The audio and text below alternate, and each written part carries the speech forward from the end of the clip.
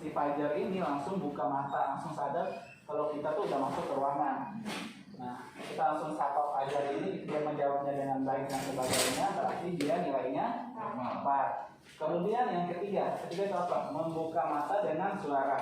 Jadi si Fajar ini masih tidur misalkan. Jadi kita panggil namanya, Pak, bangun Pak.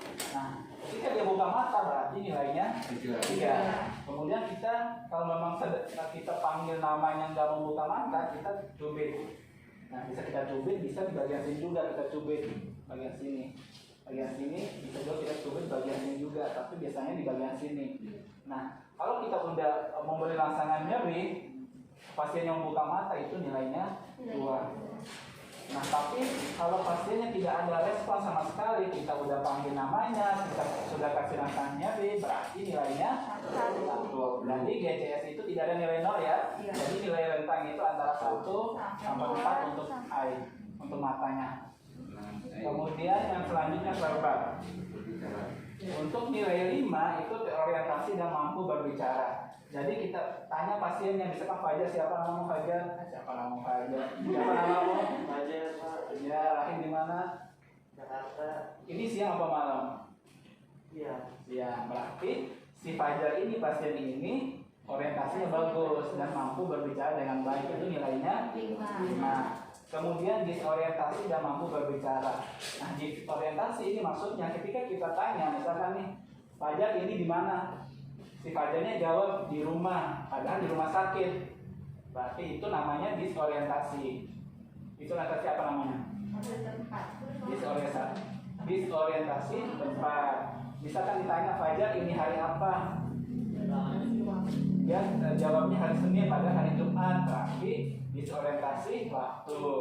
Atau ditanya, Pak Fajar ini siang apa malam apa sore? Dia jawabnya pagi, padahal ini malam, berarti itu disorientasi waktu. Udah paham kan sampai sini? Nah, itu nilainya 4.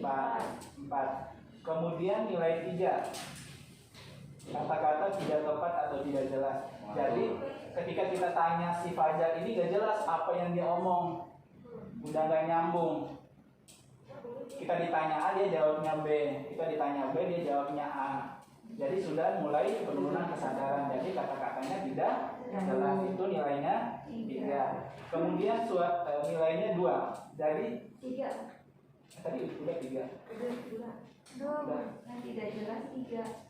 Ya, tadi yang tidak jelas 3. Kemudian sekarang yang 2. Jadi suara itu tidak dapat dimengerti. Jadi dia hanya suara erangan. Pernah dengar orang cuma jadi nggak bisa mengeluarkan suara sama sekali, tapi masih ada kayak dia misalnya suara, tapi nggak ada kata yang diucapkan, cuma suara aja. Itu nilainya 2. Kemudian nilai 1 tidak berespon sama sekali, tidak ada respon. Itu nilainya 1. Kemudian kita lanjut ke motorik. Jadi motorik itu yang nilai 6 bergerak menuruti perintah. Fajar angkat kakinya sebelah kanan. Nah, dia bisa melakukan perintah dari perawat atau pemeriksa. Kemudian nilai 5. Nilai 5 dapat melokalisir nyeri. Jadi saya cubit nih Fajar. Fajar tahu nggak di mana yang dicubit? Tahu di bagian mana? Di bagian mana? Bagian sini. Jadi si pasien ini dapat melokalisir nyeri. Ketika kita kasih rangsangan nyeri, dia bisa menentukan di bagian mana yang dicubit atau diberi rangsangan nyeri. Itu nilainya 5. Paham kan sampai sini? Paham. Kemudian nilainya 4. Ketika kita memberi rangsangan nyeri, si Fajar ini langsung menarik badannya. Jadi kita cubit sini, tapi semua badannya itu biasanya ketarik semua, dia menghindar. Tapi bukan bagian sini aja, dia kayak apa ya istilahnya? Jadi dikasih cubitan, tapi dia badannya itu menarik semua badannya. Paham? Sampai sini. Nah, itu nilainya 3, nilainya 4. Kemudian nilai 3. Nilai 3 itu ketika kita beri rangsangan, kita kan bagian sini, kalau udah penurunan kesadaran yang ekstrim atau yang sudah parah, itu biasanya kita kasih rangsangan nyeri di bagian sini, di bagian tulang dadanya. Nah, biasanya itu pasien-pasien yang sudah penurunan kesadaran itu yang nilainya 3, fleksi abnormal tangannya seperti ini. Si tangannya seperti ini. Bisa gini apa aja? Ya. Jadi kalian nanti kalau bisa pernah praktek di IGD atau di ICU, kalian di IGD lah biasanya pasien dengan penurunan kesadaran atau kecelakaan dan sebagainya. Kalau nilai GCS sudah menurun, kita melakukan pemeriksaan fisik motoriknya, itu nilai 2 itu, nilai 3 itu fleksi abnormal. Karena seperti ini, nanti bisa kalian lihat kalau udah kerja di rumah sakit. Seperti ini ya, sudah paham. Nah kalau nilai 2, ekstensi abnormal. Jadi ekstensi abnormal itu tangannya seperti ini saja. Nah, jadi yang bagian sini, jadi kayak biasa buat begini. Ini yang kalian bisa lihat di rumah sakit, karena biasanya itu pasien-pasien IGD itu dengan trauma kepala berat itu biasa dengan keadaan penurunan kesadaran. Jadi untuk nilai 2 itu adalah ekstensi abnormal. Sampai sini paham? Ya. Nah, kalau nilai 1 itu tidak ada respon sama sekali. Jadi dia mau dicubit di bagian manapun, mau dikasih langsang yang nyeri di bagian manapun, tidak ada respon sama sekali. Ya, jadi nilainya 1. Nah, GCS itu kita lihat di bawah cara penulisan nilai GCS.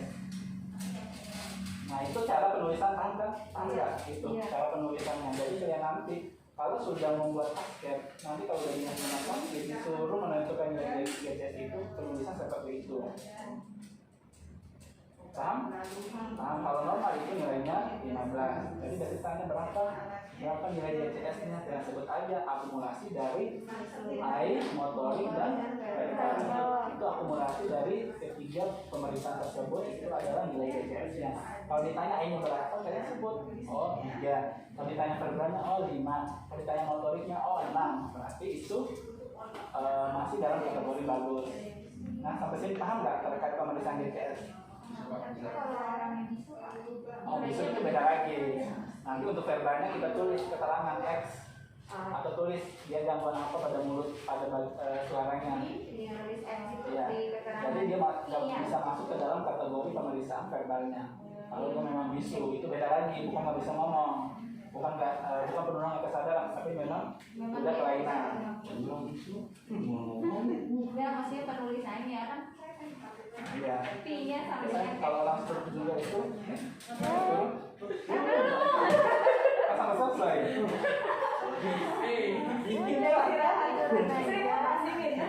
Dia selimut, dia harusnya malah selimutin. Nah, udah bobo. Pasien. Kemudian selanjutnya untuk penulisan udah paham kan sampai sini? Iya. Penulisan GCS-nya, jadi ditulis AI-nya dulu, baru verbalnya, baru motoriknya. Sebenarnya kalau mau diatur juga nggak apa-apa, tapi normalnya itu ditulis AI-nya dulu, verbalnya dulu, baru motoriknya. Kemudian selanjutnya mengkaji tingkat kesadaran. Tadi kalau yang satu kan tetap dihitung GCS biasa berarti kan Pak? Biasanya itu ada yang afasia. Ada itu afasia yang tidak bisa mengucapkan kata-kata. Dia sadar nih, tapi memang dia tidak bisa mengucapkan kata-kata. Dari tulisnya itu verbalnya itu afasia. Oh gitu. Gitu. Kalau yang stroke ya.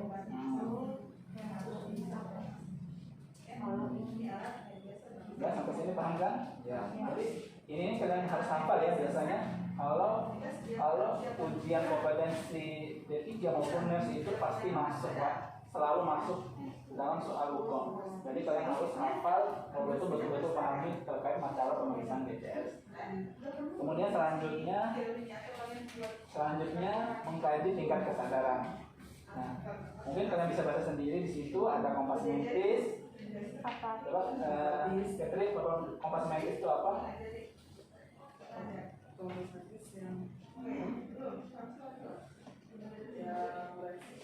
Yang ada Di situ baca aja. Iya, itu pada kondisi ini respon pasien terhadap diri sendiri dan lingkungan sekitar. Fajar ini masuk kompas mentis enggak? Ya.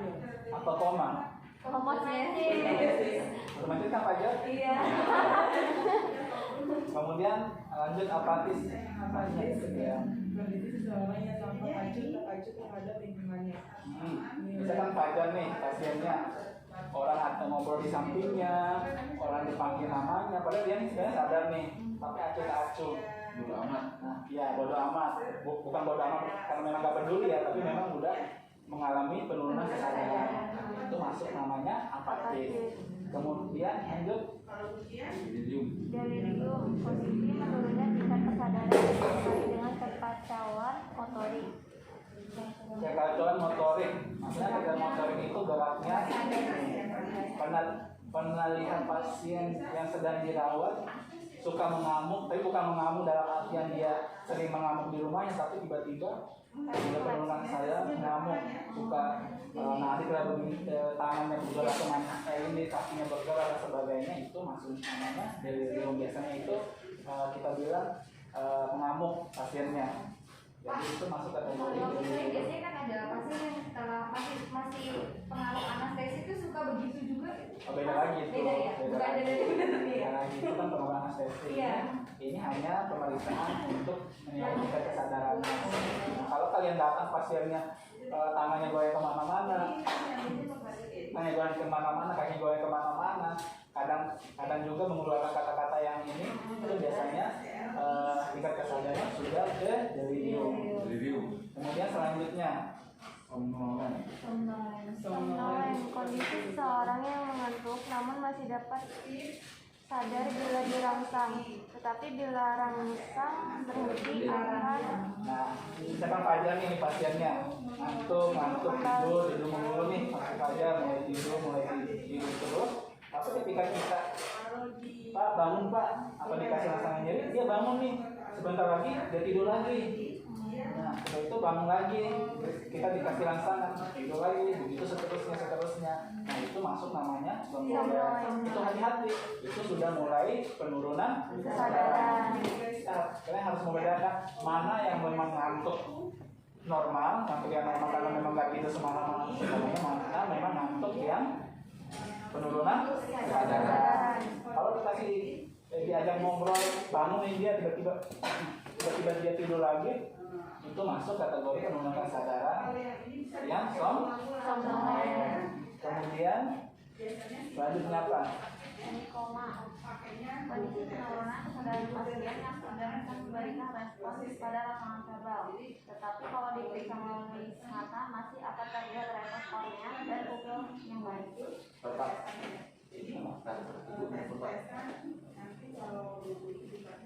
Nah, di sini untuk semi koma itu sebenarnya hampir sama dengan koma, tapi bedanya kalau diperiksa melalui mata akan terlihat refleks kornea dan pupilnya. Jadi ketika kita memberi rangsangan cahaya pada bagian korneanya, bagian pupilnya itu masih ada rangsangan. Jadi kita dikasih cahaya ada terjadi namanya miosis.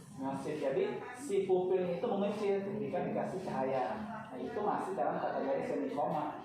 Tapi kalau koma itu udah betul-betul nggak sadar. Mau dikasih rangsangan nyeri tidak bakalan bangun, mau dikasih rangsangan suara nggak bakalan bangun, apalagi cuma diajak ngobrol biasa nggak bakalan merespon pasiennya. Jadi betul-betul terjadi penurunan kesadaran. Nah, kalian bisa lihat di sampingnya DCS-nya berapa. Kalau pasien yang DCS 3 atau 4 itu biasanya udah masuk dalam kategori semi koma atau koma. Jadi kalian udah dari nilai BCS saja sudah bisa membedakan atau bisa menentukan tingkat kesadaran dari pasien tersebut. Apa Bu? Saya mau tanya, ini kan di sini tadi kalau koma itu 4, kalau koma itu 3, kalau semi koma 4. Terus yang masa manam kemana? Masa manam ya? Masuk kemana maksud saya? Sebenarnya masa manam itu sebenarnya masuk ke dalam semi koma. Oh, masa manam. Karena kalau di masa manam itu, tapi kita lihat dulu hasil pemeriksaannya, apakah pasiennya memang sudah sangat tidak berespon atau tidak, itu masuk dalam semi koma. Jadi di masa manam itu memang masuk dalam kategori semi koma. Kalau hanya pasien yang GCS-nya 7 dan 8, tapi pasiennya tampak ngantuk dan sebagainya, itu sudah masuk kategori somnolen. Nah, lalu sekarang kita lanjut ke pemeriksaan kepala dan leher. Lanjut, siapa yang baca? Ayo dibaca. Rambut Siapa tadi? Nih ya, lanjut. Nah, rambut yang pertama rambut dulu. Coba lanjut baca.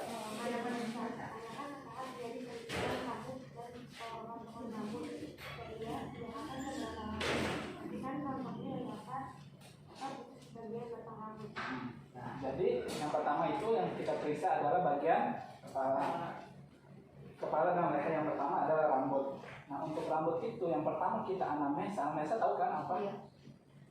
Apa anamnesa? Keadaan fisik. Fajar, namamu siapa? Apa keluhanmu? Itu anamnesa nggak? Ya. Ya, itu maksudnya sebenarnya anamnesa itu sama aja dengan interview atau tanya jawab dan sebagainya itu lah. Tapi yang biasa dipakai di dalam kesehatan itu namanya anamnesa atau anamnesis, sama aja. Dan yang bingung sama aja dengan interview atau tanya jawab antara perawat dengan pasien. Nah, untuk pemeriksaan rambut yang pertama kita tanyakan kepada pasiennya itu tentang keadaan rambutnya. Bapak Fajar, Pak, pernah mengalami rontok rambut? Siapa aja pernah? Tidak pernah. Kalau pernah sejak kapan? Ini sejak kapan mulai rontok rambutnya, Pak? Sebulan yang lalu. Rontoknya itu bagaimana, Pak? Apakah rontok dari akar atau rontoknya itu di batangnya? Di batangnya. Bisa kayak mengeksplor lebih jauh terkait masalah keadaan rambut. Kalau memang dia rontok, rontoknya tiba-tiba 1 bulan yang lalu tanpa sebelumnya nggak ada riwayat rontok, itu kalian bisa mengkaji lebih dalam, misalkan penggunaan samponya atau kenapa bisa tiba-tiba muncul kerontokan rambut. Jadi kalian bisa menginisiatif sendiri untuk menanyakan lebih dalam terkait masalah yang dikeluhkan oleh pasiennya. Kemudian selanjutnya kita melakukan inspeksi dan palpasi. Jadi setelah anamnesa kita melakukan namanya inspeksi. Jadi kita lihat rambutnya si Fajar ini. Kalau dari rambut ini kira-kira bagaimana? Coba kamu berdiri aja. Nah, kamu lihat keadaan rambutnya Fajar ini kira-kira gimana? Kamu menginterpretasikan keadaan rambut si Fajar ini? Bersih. Ya. Boleh kalau foto bilang aja kalau nah, bersih. Kemudian gimana keadaan rambutnya? Rapi. Nanti Fajar terakhir pulang. Terus apa lagi? Tidak ada ketombe. Nah, nanti untuk yang lebih lanjut kamu lihat nanti yang situ aja. Nanti kita bisa lihat ada ketombe atau tidak, kemudian kalau berminyak atau tidak. Jadi pokoknya yang kayak lihat pada saat infeksi itu keadaan rambutnya bersihkah, berketombekah, kusangkah dan sebagainya. Kemudian kita melakukan palpasi. Nah, palpasi itu biasanya kita raba rambutnya, kita raba, kemudian saat kita raba apakah terjadi kelonggapan atau tidak. Kemudian kita raba di kepalanya. Ketika kita melakukan perawatan, tanyakan ke pasiennya, Pak, ngerasa nyeri nggak? Misalkan nih saya raba rambutnya Fajar, saya raba kepalanya Fajar, kita tanya nyeri nggak? Nah, kita tanya nyeri atau tidak. Pas kita melakukan perawakan, kita lihat juga, kita rasakan juga apakah ada benjolan atau tidak pada kepala pasien tersebut. Kalau ada benjolan kira catat, benjolannya itu apakah nyeri atau hanya benjolan yang tanpa nyeri. Jadi kalian catat semua apa yang kalian dapatkan pada saat melakukan pemeriksaan pada rambut pasien. Kemudian lanjut yang kedua, kepala. Coba Bu Siti baca mulai anamnesa sampai terakhir. Yang kepala aja. Iya, anamnesa. Tanyakan apakah ada riwayat sakit atau nyeri kepala. Jika iya, munculnya sejak kapan? Karakteristik nyeri kepala yang dirasakan seperti apa? D. Tanyakan terkait riwayat cedera kepala. Ya. Jadi untuk anamnesa itu kita tanyakan, Pak, ada keluhan nyeri kepala nggak? Bilang aja ada. Nyeri kepalanya sejak kapan? Bulan yang lalu. Itu nyerinya terus menerus ya, mulai dari 1 bulan sampai sekarang masih nyeri nggak? Masih nyeri ya. Nah, kalau memang pasien yang mengeluh nyeri kepala, yang perlu kalian lakukan adalah melakukan pemeriksaan nyeri secara komprehensif. Komprehensif itu yang bagaimana? Ayo Catherine. Yang komprehensif yang kayak bagaimana? Melakukan pemeriksaan nyeri secara komprehensif, secara menyeluruh. Lurus. Nah, kan pernah dengar nggak pemeriksaan nyeri PQRST? Kenal kan? Iya. Kan udah diajarin kemarin. PQRST, P-nya apa? Penyuluhan. P-nya apa? Ayo angkat tangan. P-nya apa? Parmas. Nah, P itu provokatif atau paliatif, penyebabnya. Tanya kalau memang sakit kepala penyebabnya apa? Oh, ternyata si bapak ini, si Fajar ini pernah jatuh dari motor 1 bulan yang lalu. kepalanya. Jadi bisa kalian tulis penyebabnya itu adalah kecelakaan atau terbentuk kepalanya. B. Kemudian Q. Itu apa? Quality time. Quality. Nggak pakai. Hah? Itu mah pacaran quality time. Quality atau kualitas. Jadi kualitas dari nyeri tersebut. Nah, kualitas itu yang bagaimana? Nyeri sekali, nyeri sekali. Enggak. Oh, Enggak. Kualitas itu bagaimana? Kualitas tuh dilihat Pak benjolannya itu gede apa kecil. Enggak. Kualitas Kualitas nyerinya itu loh, karakteristik dari nyerinya itu oh, loh. tajam gitu ya Pak? Iya. Itu Apakah tajam, tertusuk nyeri tumpul. atau kayak di ini sebenarnya tumpul atau apa, pokoknya tanya kayak seperti yang kita iris-iris dan sebagainya, itu namanya kualitas nyeri. Quality. Oh, Sampai berarti sini paham kan? paham. Udah tadi udah P, udah Q, apalagi? R. R itu apa?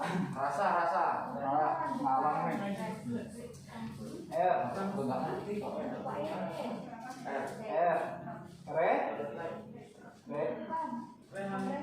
Region. Nah, region itu adalah lokasi nyeri itu.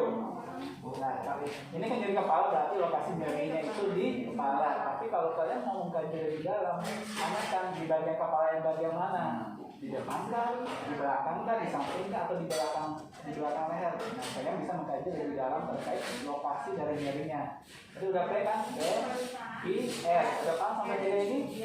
Kemudian P, Q, R, S. S itu S.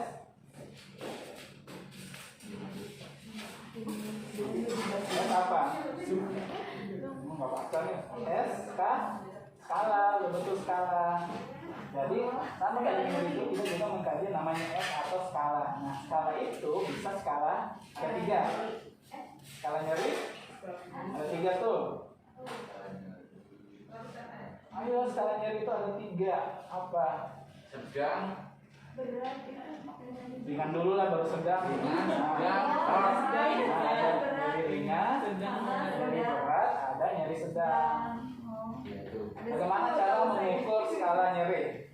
Senyuman Pak, raut wajah. Senyum apa? Kalau nyeri berat senyumnya bagaimana? Raut wajah Pak. Ada 10. Kalau nyerinya berat senyumnya bagaimana? Tidak bisa.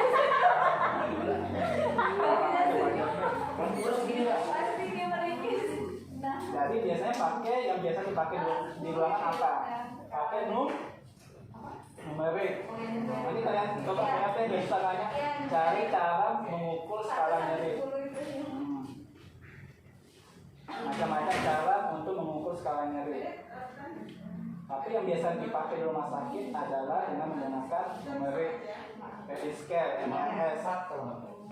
Nah, jadi biasa pasien ditanya Pak, ini bisa kan Fajar nih, Fajar nyerinya dia mengeluh nyeri kepala. Kita tanya Pak, saya mau mengukur skala nyeri dari Bapak. Jadi ada angka 1 sampai 10. 1 sampai 3 itu nyeri ringan, 4 sampai 7 itu nyeri sedang, 8 sampai 10 itu nyeri berat.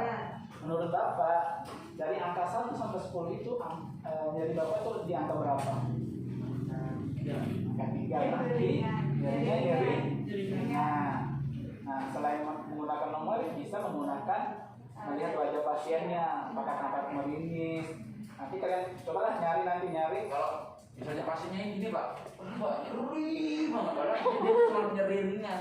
Tapi karena mungkin dia nggak tahan, terus kayak mana itu Pak? Itu tergantung itu keadaan psikologi pasiennya. Ada memang respon nyeri itu memang kadang objektif, kadang subjektif.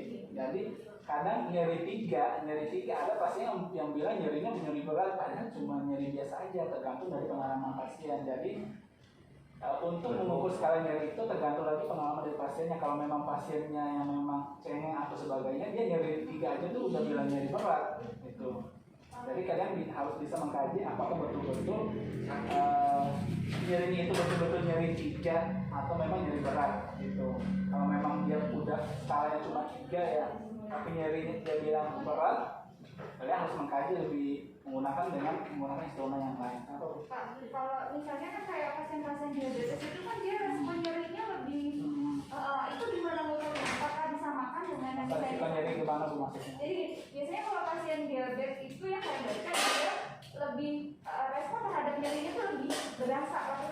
Misalnya kalau kita mungkin sekarang kita 3, bagi mereka itu bisa 6 gitu. Ya tetap aja, pokoknya Jadi yang ngikutin yang dari pasien. ngikuti dari pasiennya. Jadi walaupun menurut kita mungkin itu Iya, sekarang menurut kita oh ini kan kayaknya 3 aja, kalau menurut saya 3 aja kan menurut kita, karena yang merasakan itu pasiennya. Jadi segala sesuatu yang kita mau lakukan pengkajian itu jangan berdasarkan apa yang kita rasakan, tapi apa yang pasien rasakan. Karena kita mau mengkaji atau menggali data dari si pasiennya.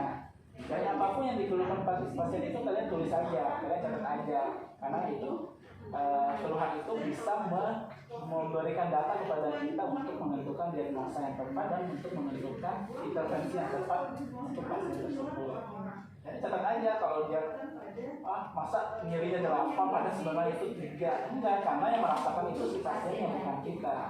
Jadi tetap mengikuti apa yang dirasakan oleh pasiennya. Kemudian udah S, kemudian T. T itu apa? Waktu. Betul aja sekarang. gila. Oh, gila. Gila ini aja. Nah, T itu time atau timingnya, waktunya ditanyakan. Biasanya itu nyerinya munculnya kapan? Apakah malam hari, apakah siang hari, atau sepanjang hari? Kemudian kalau muncul nyerinya itu berapa lama? Misalkan nih, nyeri sekarang si Fajar ini, nanti nyerinya itu apakah berhenti 10 menit kemudian atau bakal nyeri terus menerus nggak akan berhenti? Ya kita tanyakan ke bagian time-nya atau timingnya, tanyakan waktunya, baik itu waktu munculnya, baik itu berapa lama nyeri yang dirasakan oleh si pasien tersebut. Nah, sini paham nggak? Paham kan? Nanti kalau ujian nggak boleh salah ya. Kalau yang T itu apakah misalnya nyerinya hilang timbul itu masuk ke T? Masuk ke T. Terus menerus atau continue atau hilang timbul. Kalau misalnya nih, kalau kita kan kalau mengaji itu kan mesti diraja aja, terus tingkat sebenarnya gimana? Yang dia tuh datang dari diri itu mau orang dari di dada, Itu nyeri dada. dari dada tuh kan. Terus apa lagi? Biasanya kan kalau di zona kuning tuh nggak mungkin zona merah. Bucu-bucu setengah jam langsung mau mana loh? Apa?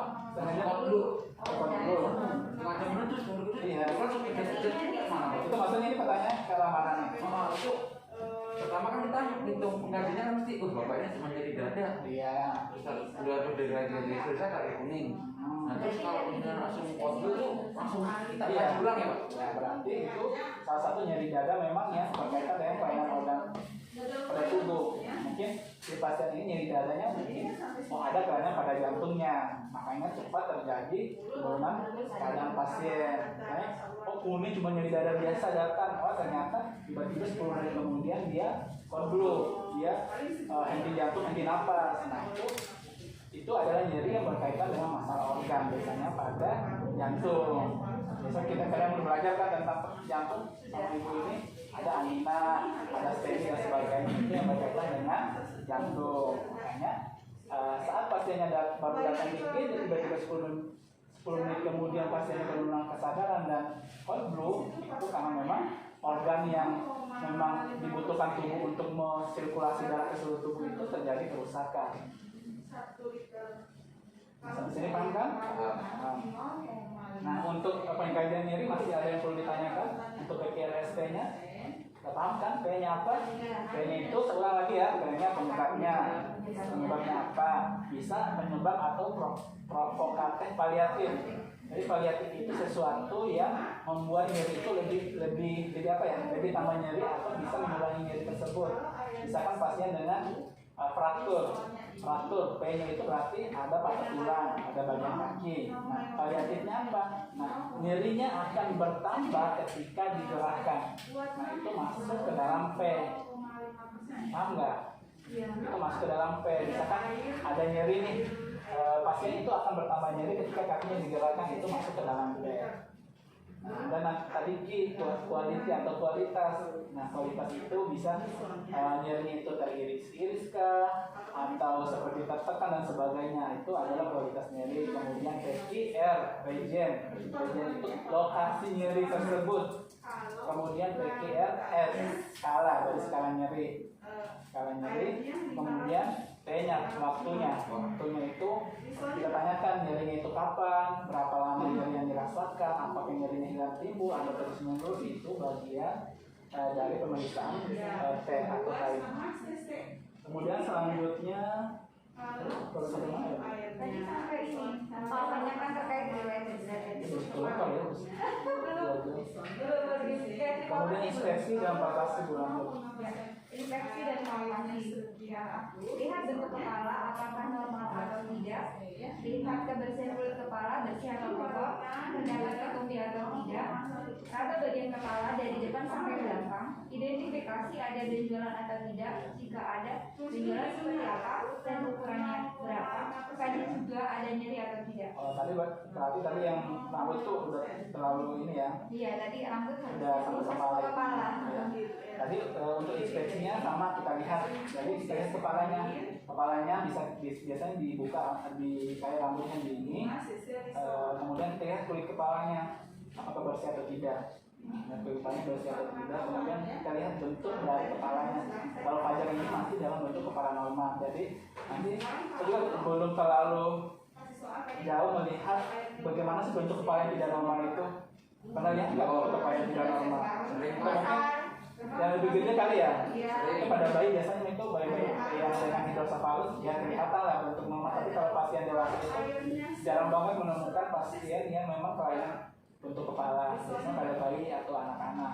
Nah kita lihat aja kalau benjolan habis kena anteman Pak, itu Itu kan nanti catatannya nanti. sering. nah kemudian setelah kita lihat bentuk kepala yang kebersihan kepalanya, kemudian kita raba seperti yang saya tunjukkan tadi, kita raba bisa ke yang raba dari belakang sampai depan atau dari depan ke belakang. Nah pada saat perabaan itu kalian tanyakan pasiennya, Pak ngerasa nyeri nggak pada saat dilakukan perabaan? Nah kalau nyeri tanya nyerinya di bagian yang mana. Kemudian pada saat melakukan perabaan kita tanyakan juga, kita rasakan juga apakah ada benjolan atau tidak. Sampai sini paham? Kan? Kemudian yang ketiga di bagian mata, coba bilang baca. Bagaimana Pak? Mulai saya tanyakan terkait riwayat kesehatan mata, apakah pernah memiliki keluhan pada mata atau tidak? Jika ada keluhan, berapa yang dirasakan? Ya, dulu. Jadi untuk anamnesa yang pertama adalah kita menanyakan keluhan dari pasiennya yang berkaitan dengan bagian mata. Tanya dengan Pak pernah mengalami keluhan di bagian mata enggak? Kita tanyakan kalau ada sejak kapan, misalkan matanya berair sejak kapan, atau matanya merah atau bernanah atau apa, tanyakan sejak kapan mulai muncul keluhan tersebut. Jadi kalau ada keluhan tanya sejak kapan mulai muncul, karena kita mau melihat, mau flashback ke belakang, oh sejak kapan ini muncul gejala yang dirasakan oleh pasien tersebut. Kemudian yang kedua, Tanyakan tentang fungsi penglihatan, apakah baik, kabur atau diplopia. selanjutnya kita tanya, Pak matanya masih normal nggak, masih bisa lihat dengan jelas nggak? Kita tanyakan. Kemudian kita lihat apakah saat melihat itu benda yang di sana itu jelas nggak terlihat atau tidak. Lalu kita tanyakan juga kalau memang dia kurang jelas, tanyakan apakah Bapak mengalami minus atau plus atau sebagainya. Nah, jadi kita tanyakan keluhan yang dirasakan oleh pasien tersebut yang berkaitan dengan bagian mata. Kemudian selanjutnya inspeksi. Untuk inspeksi yang pertama, dia bilang baca yang pertama.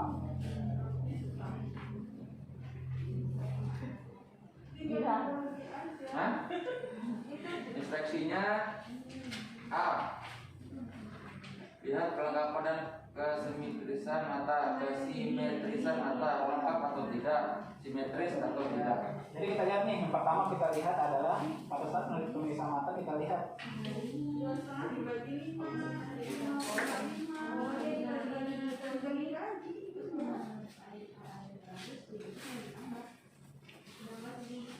Jadi kita lihat matanya itu, kedua matanya, apakah matanya lengkap atau tidak. Kalau ini lengkap nggak? Lengkap. Kemudian kita lihat dari dua matanya itu simetris atau tidak. Nah, maksudnya ada nggak yang bagian kanannya itu lebih kecil atau lebih apa ya? Lebih sipit atau tidak. Jadi simetris itu pokoknya keduanya mata itu hampir sama. Kalau ada yang lebih lebih sipit atau lebih kecil itu berarti namanya tidak simetris. 5 cc itu dibagi Kemudian apalagi yang kita lihat? Lihat apakah ada kelainan otot otot mata, apakah tidak strabismus atau tidak. Jika ada tentukan jenis strabismusnya, apakah strabismus keluar ke dalam atau berada di atas. Jadi selanjutnya kita melihat apakah ada kelainan otot mata. Bagaimana caranya? Jadi pasien itu biasanya disuruh coba Pak Fajar lihat ke atas, lihat ke bawah, Boleh hitamnya ke bawah. Kemudian lihat gerakan ke samping, ya gerakan samping kiri lagi. Nah kalau ini berarti normal. Biasanya kalau pada orang-orang maaf ya orang juling atau strabismus itu biasanya kadang mereka nggak bisa naikin bola matanya atau kadang nggak bisa gerakan ke kanan. Kadang bahkan suruh ke kiri dia malah ke kanan bola matanya. Nah itu ada kelainan bola mata. Nah itu yang perlu kalian lihat pada saat melakukan inspeksi pada mata. Lanjut. lihat kelopak mata, apakah ada ekma atau tidak, apakah ada ptosis atau tidak. Nah, ptosis. Nah, jadi kita melihat ada udang atau tidak pada kelopak matanya. Pak, coba tutup matanya. Coba ditutup. Nah, kita lihat kelopak matanya. Kita lihat apakah ada udang atau tidak. Kalau udang itu sangat kelihatan. Kelihatan udang itu pembengkakan. Bengkak atau tidak bagian kelopak matanya. Kalau memang bagian kanannya sangat menonjol pembengkakan, pasti nanti kelihatan banget nih pembengkakan atau udangnya. Nah, kalau pada ini masih normal. Kemudian apa lagi tadi? Itu apakah ada Ada tosis atau tidak? Nah, kalau tosis itu biasanya itu dia disuruh buka matanya tapi nggak sanggup. Itu ada salah satu kelainan saraf. Karena kalau lihat orang itu tapi satu aja bagian matanya. Jadi si kayak yang kiri itu normal, tapi kanan itu kayak tertutup. Jadi dia nggak sanggup untuk membuka secara sempurna seperti mata bagian kiri. Itu namanya tosis. Jadi gimana ya? Pokoknya mata yang kiri ini bagus nih, bagus. Tapi yang kanan itu kayak mau menutup kayak orang mau tidur gitu loh. Tapi yang kanan doang atau yang kiri doang gitu. Itu namanya tosis. Apa istilah Indonesia juga kurang tahu. Jadi kalau bahasa kita kan kece. Intinya dua kelopak matanya itu ada satu yang tidak bisa terbuka secara sempurna. Kemudian selanjutnya lanjut. Lihat gerakan bola mata apa sama tadi itu abnormal. Lagi Pak, udah. Kemudian lihat konjungtivanya. Apakah endosis atau tidak? Nah, kita lihat konjungtiva. Saya buka dulu ya. Kita lihat konjungtiva. Jadi konjungtiva itu biasanya pasiennya dulu lihat ke atas. Coba lihat ke atas. Nah, bagian konjungtiva itu warna coba Merah. yang warna ini.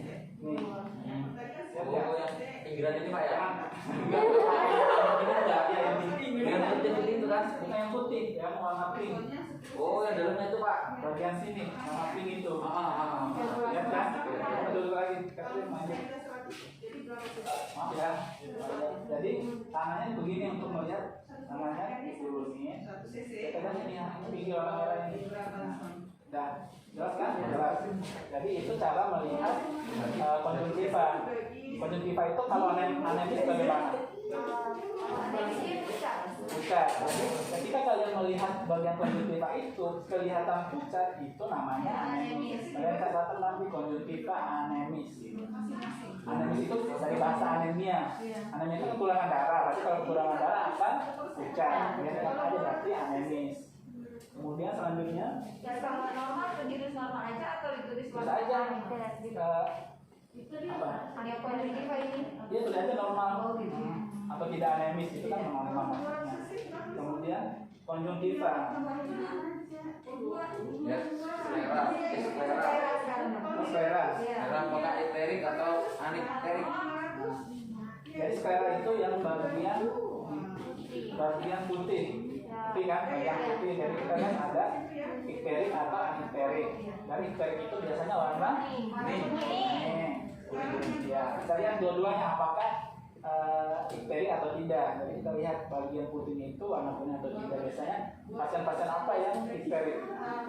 Anu Pak, liver. Ya, pasien hepatitis Atau liver. dia sama. Oh, Itu bahasa awam. Kalau bahasa orang-orang perawat mah harus pakai hepatitis, baik hepatitis A atau B atau C, ada kelainan pada akira. Itu biasanya terjadi konjungtiva esclera. Dia esclera kemudian selanjutnya bilang Lihat kornea apakah normal atau keruh. nah korneanya itu yang warna hitam. kita lihat apa namanya Hitamnya hitamnya itu keruh atau tidak. Kalau keruh apa biasanya pada pasien apa? debu. Katarak. Biasa pada lansia. Kalau kalian punya nenek atau apa, coba lihat matanya itu pasti udah korneanya udah mulai keruh. Karena kayak putih-putih gitu ya Pak. Ya putih kayak abu-abu gitu. Itu kekuatan Kemudian lanjut. Lihat reaksi pupil terhadap cahaya. Nah, ada yang punya ini nggak? Yang lain coba satu aja. Yang mula. Gak udah kasih semua aja nggak apa-apa. Kan buka semua. Gak apa-apa kalau masih mau coba, keluarin aja kalau ada. Ayo mana yang punya?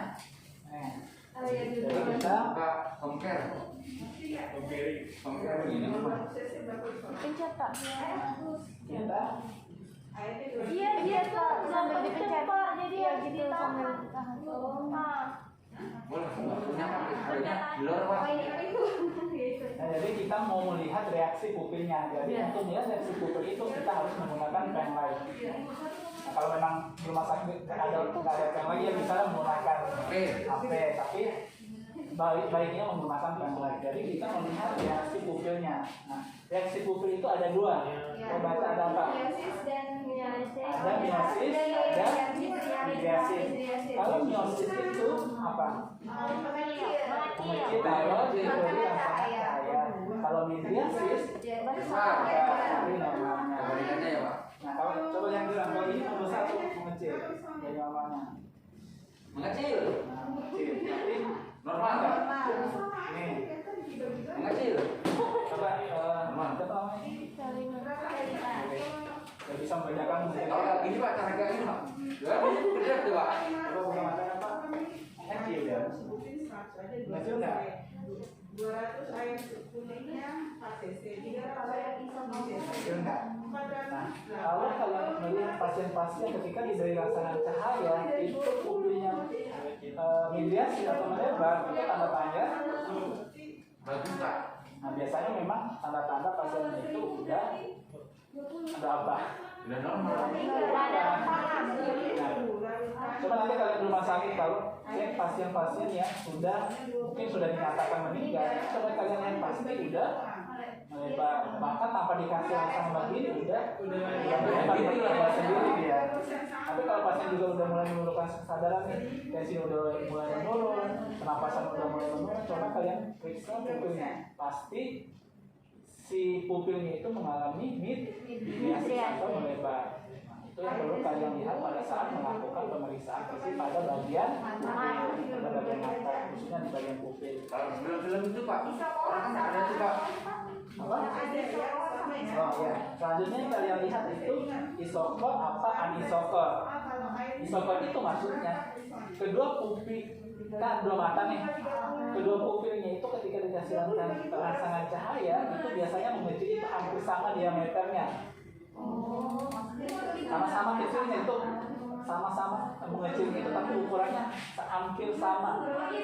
Nah kalau anisokor biasanya yang kanan itu yang kiri itu mungkin lebih kecil, yang kanannya pokoknya nggak seimbang, bukan nggak sama mengecilnya. Ada yang mungkin mengecilnya kecil banget, ada mungkin mengecilnya sedang. Nah itu namanya anisokor. Anisokor kedua pupilnya itu tidak sama mengecilnya. Anisokor namanya. Nah biasa pasien-pasien dengan pasien dengan diagnosa stroke itu mengalami pupilnya itu anisokor. Coba kalian kalau ada pasien-pasien stroke itu coba kalian periksa refresh pupilnya. Lanjut. Lihat mata secara keseluruhan apakah ada merah, memperhatikan air atau terdapat. Nah itu kita lihat secara keseluruhan apakah ada merah, apakah matanya rusak, apakah matanya ada air dan sebagainya. Kita melihat secara keseluruhan bagian matanya apakah ada kelainan. Kemudian selanjutnya palpasi. Meraba kelopak mata apakah ada benjolan atau tidak? Jika ada benjolan apakah ada tidak atau tidak? Untuk palpasi itu kita coba tutup matanya Pak. Kita lihat seraba kelopak matanya kita beri tekanan sedikit tapi jangan keras ya. Soalnya ini agak sensitif juga. Jadi diberi tekanan sedikit, kemudian tanyakan pasiennya apakah terjadi nyeri atau tidak. Nah, setelah nyeri yang ditanyakan ada benjolan atau tidak. Jadi kalian bisa raba dengan menggunakan jari kuning atau jari jempol. Tapi jangan penekanannya jangan keras karena ini agak sensitif bagian mata itu. Kemudian selanjutnya Identifikasi adanya nyeri apa? Kan itu sudah. untuk bagian mata ada yang perlu ditanyakan? Kalau mata sih Ada yang perlu ditanyakan lagi? Saya pernah lihat itu ada tulisan yang pakai kapas ya. Kapas. Nah itu untuk melihat refleks mata. Itu biasanya masuk itu ke beda ya, masuk ke refleks ya Pak? masuk ke refleks atau pemeriksaan saraf kranial. kalau lebih jelasnya tanya ke perawat THT. Dengan Oh ya, betul. Nah selanjutnya kita masuk ke bagian hidung. Catherine. Lanjut. Analisa tanyakan keluhan apa yang dirasakan pada hidung pasien. Terus yang kedua, tanyakan adanya riwayat kelainan pada hidung, apakah pernah mengalami sinusitis, mimisan atau kelainan lainnya. Nah itu kita tanyakan kepada pasiennya apakah ada kelainan yang dirasakan pada bagian hidungnya, baik itu riwayat sebelumnya maupun yang dirasakan sekarang. Jadi kita tanya, Pak pernah mengalami mimisan enggak? Nah, kalau pernah kapan? Atau pernah mengalami hidung berair? Pokoknya semua keluhan yang pernah dirasakan pada bagian hidung itu perlu kalian tanyakan kepada pasiennya. Lanjut. Intensi dan palpasi. Amati di bagian luar dari kehidupan, sanksi dan di atas, identifikasi perubahan warna, ada pemekaran. Ya, kemudian bisa dibuka ya Mas Gani. Kemudian kita lihat hidungnya, apakah ada kelainan, apakah ada benjolan, apakah ada pembengkakan, apa ada kemerahan atau sebagainya.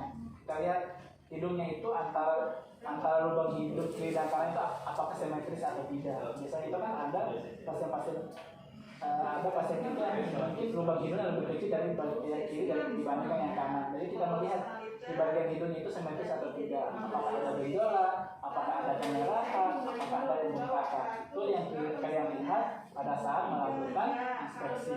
Kemudian selanjutnya Amati simetrisan hidung. nah, udah. Kemudian lanjut. hidung, apakah ada tanda pendarahan atau tidak? Apakah bisa Jadi untuk mempuasai hidung itu mungkin kalian bisa melihat lebih dekat, lebih ke bagian dalam hidung. Tapi karena ini ada topik nggak buka ya, kalian bisa belajar sendiri. Kita bisa melihat di dalam bagian mukosa dalamnya. Kalian bisa melihat mukosanya apakah di dalam itu, di bagian hidung dalam itu ada pendarahan, atau mungkin ada mimisan, atau ada nama, atau keluhan lainnya, atau kelainan lainnya. Lanjut. melakukan palpasi pada hidung luar, apakah ada benjolan atau tidak, ada nyeri tekan atau Jadi kalian menekan hidung ya. Jadi sama kayak tadi menekan ke bagian kelopak mata, kalian bisa menggunakan ibu jari. Jadi kalian bisa menggunakan ibu telunjuk, bisa menggunakan ibu jari. Jadi kalian tekan bagian hidungnya dengan menggunakan dua jari. Nah, saat penekanan itu sama menanyakan apakah ada nyeri atau tidak. Pas saat penekanan apakah ada benjolan atau tidak. Kalau ada benjolan, tanyakan benjolan itu nyeri atau tidak. Atau benjolan itu mungkin sejak kapan. Kalau kalian mendapatkan benjolan saat melakukan palpasi pada bagian hidung. Sampai sini paham kan? Paham. Kemudian lanjut ke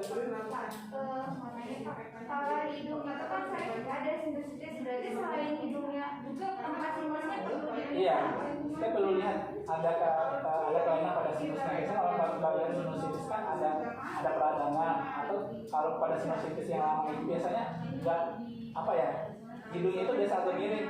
Pernah lihat nggak? Ada sinusitis biasanya itu kalau lama agak miring. Nah itu kalian bisa tanyakan pasiennya, Pak sejak kapan sih mulainya? Oh karena apa? Itu kalian bisa kasih kepada pasiennya. Kalau memang ada kelainan. Ada satu lagi biasa. Tadi kelewatan saya mau tanya. Waktu itu saya pernah untuk memata periksa mata tadi untuk memeriksa tekanan bola mata Ya. dengan palpasi. Ya. Nah itu bagaimana Pak? Apa? jadi untuk palpasi itu kan yang untuk mengetahui tekanan bola mata, tapi itu kan nggak terlalu spesifik untuk menentukan apakah dia ada kelainan tekanan bola mata atau tidak.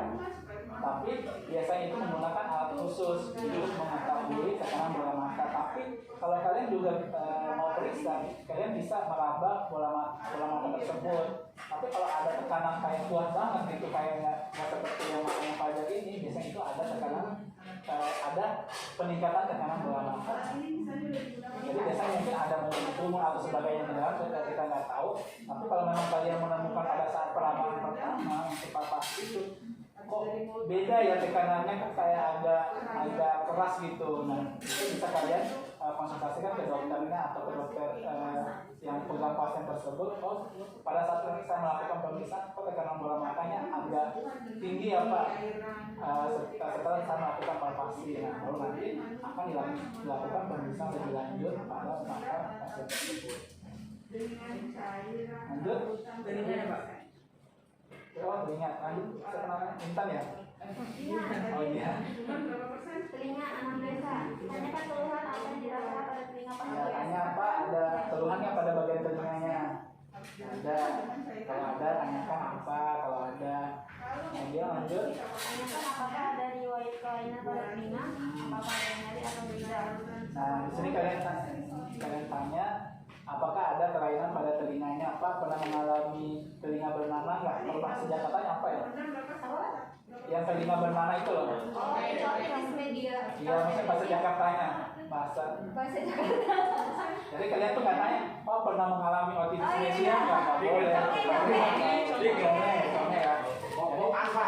Kalau kalian memang pasiennya orang Jakarta, kalian bisa bahasa Jakarta, lebih baik lagi kalian menanyakan menggunakan bahasa yang mudah dimengerti oleh Biar pasiennya yang benar. Kalau saya atau yang Jakarta bahasanya komen.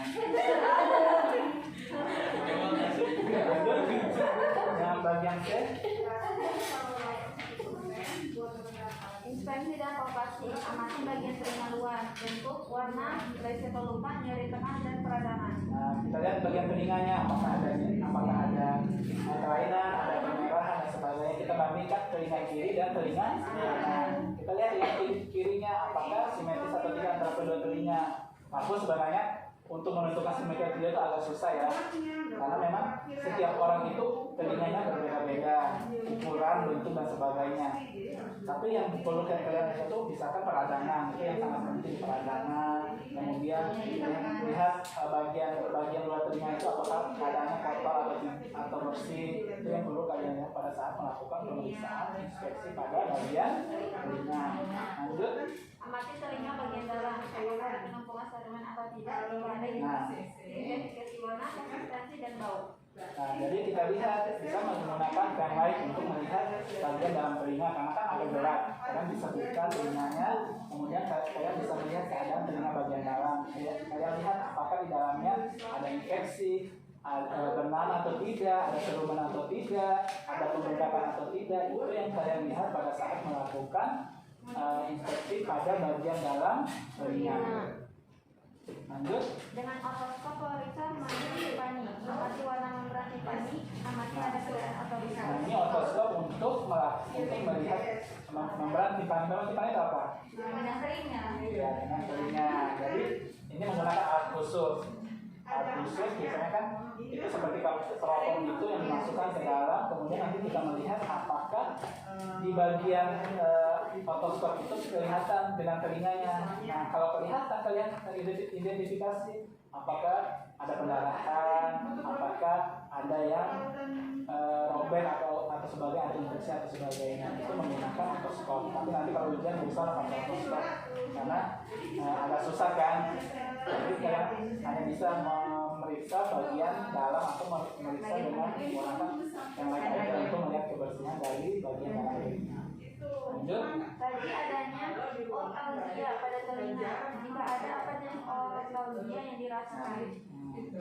Kemudian tanya adanya otalgia itu ada yang di telinga. Tanya apa? Telinganya nyeri nggak atau tidak? Kalau ditanya nyerinya gimana? Kalau memang dia jawab iya, dengan nyerinya itu ngerasanya itu berasal dari dalam telinga atau dari luar telinga. Kalau dari dalam telinga itu namanya otopatologi apa? Otopatologi primer. Jadi kalau nyerinya rasanya di bagian luar sini Pak, di bagian sekitar telinga bagian luar, itu namanya otopatologi sekunder. Kalau bapaknya bilang nyerinya di bagian dalam, nyerinya di bagian dalam, tapi saya nggak tahu di bagian mana, tapi intinya di bagian dalam, itu namanya otopatologi primer. Jadi primer itu dalam, sekunder itu adalah luar. Ini tapi di sini palpasi Pak. Jadi untuk ngecek nyerinya dengan palpasi dan inspeksi. Oh iya.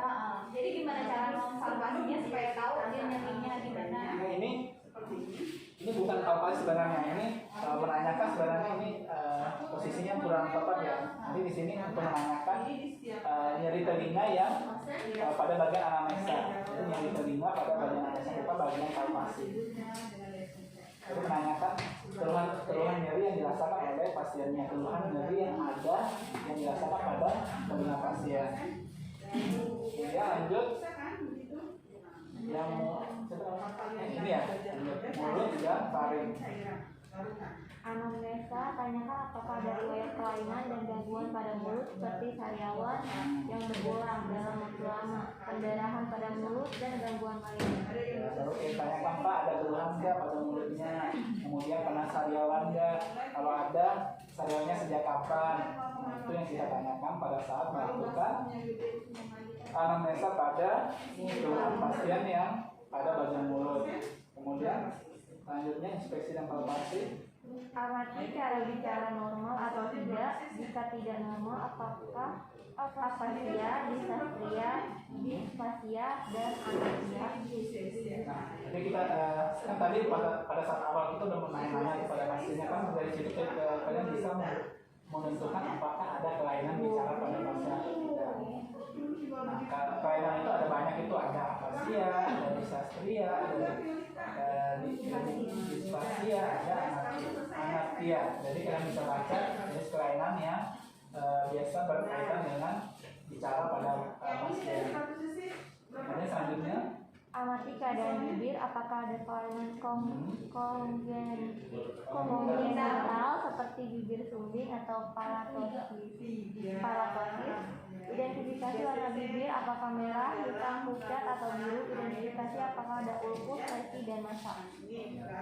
jadi kita mengamati bibir pasien. Jadi bibir pasien itu penting juga untuk diamati karena salah satu tanda yang bisa menentukan kelainan organ pada pasien. Contohnya adalah kelainan jantung.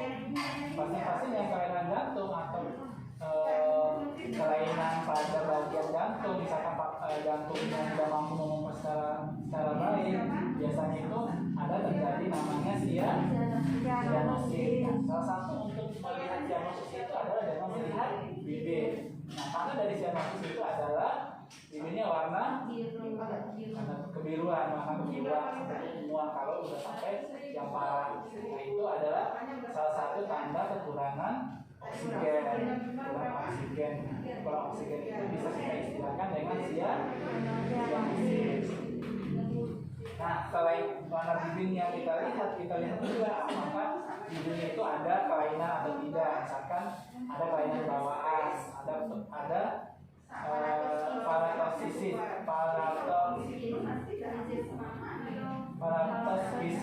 Nah, itu adalah kelainan pada bibir yang disebut Nah, tapi yang kalian penting lihat pada saat pengkajian fisik adalah warna bibirnya. Salah satunya tadi saya bilang sianosis, karena itu penting. Kalau pasiennya sianosis, itu menandakan ada kelainan pada organ tubuh yang lain, terutama yang berkaitan dengan pernapasan dan sirkulasi. Lanjut. Amati keadaan gigi, identifikasi warna gigi dan keadaan gigi, apakah bersih atau kotor. Ya, jadi kita mengamati bagian giginya. Misalnya pasien ini disuruh buka mulutnya, kita lihat giginya. Apakah ada karies gigi mungkin, keadaan gigi yang kotor atau tidak. Kita lihat ada bagian dalam gigi itu ada kelainan atau tidak. Itu yang kita lihat pada saat melakukan inspeksi pada bagian gigi. Karena misalkan ini pasien-pasien dengan keadaan mungkin dengan kebersihan yang kurang, itu biasanya bisa dilihat pada giginya. Kalau memang giginya kotor, banyak sisa-sisa makanan, nah